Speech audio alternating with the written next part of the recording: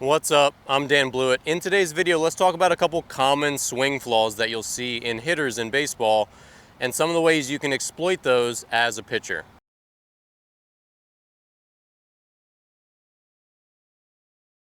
All right, so let's talk about swing flaw number one, and this is having a long swing. And these are relatively easy to spot, especially at younger levels.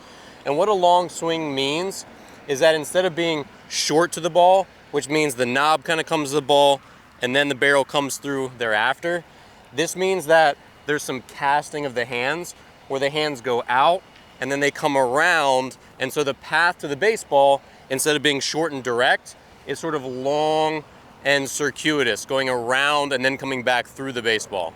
So as a pitcher, this is pretty easy to spot. If you see some daylight sort of between their arms and their body as they start their swing, you see their hands start to cast and reach out, that's a good sign that they're not going to be able to get to pitches in very well, and they're going to be sort of late to pitches, and they're going to have to extend their arms to be successful. So you'll be able to beat those kind of hitters in. All right, the next swing flaw that pitchers can exploit is when the hands drop. So as the hitter starts his swing, if you see the hands sort of come down first, where they go down, the barrel's gonna drop and you're gonna be able to beat them with hard stuff up and definitely hard stuff in as well. Lots of hitters drop their hands, where as they start their swing, they go down and then pretty much they can't get back on track and get above the ball.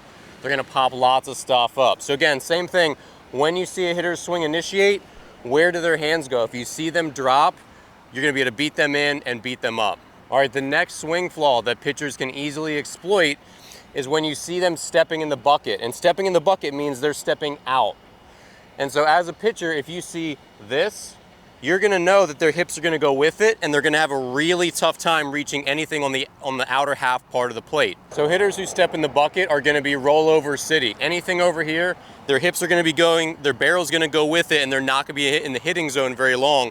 So they're gonna roll over all these sorts of outer half pitches. It's probably not gonna be as pronounced as you're seeing me demonstrate, but just even a little bit of step in the bucket is gonna have a really negative effect on what they can hit, and you're gonna be able to beat them away very, very easily. And the only stuff they'll be able to hit is typically pitches in where their hips and their bat are going because they're leaking out so much. The next big swing flaw you can easily exploit as a pitcher is when you see them shift their weight early.